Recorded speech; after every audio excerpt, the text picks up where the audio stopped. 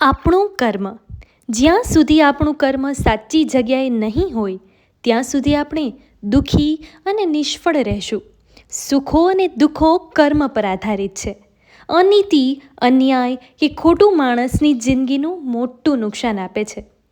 આપણું કર્તવ્ય નિષ્ઠાપૂર્વક નહીં બજાવીએ ત્યાં સુધી આપણે હરીફાઈમાં જીવીએ છીએ. આપણી અંદર ઈર્ષા છે.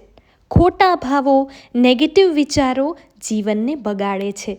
આપણી જવાબદારી આપણું પહેલું કર્મ છે. તેને નિભાવવી એ બીજું કર્મ છે. આપણું સારું કર્મ આપણું જીવન બનાવે છે અને ખરાબ કર્મો જીવનને બગાડે પણ છે. માણસનું જીવન કર્મોને આધીન છે. જેવું કર્મ કરે છે એવું એને ફળ મળે છે. જેટલું આપણું કર્મ ચોખ્ખું હશે એટલા સારા સંબંધો, સફળતા અને જીવનમાં શાંતિ મળશે.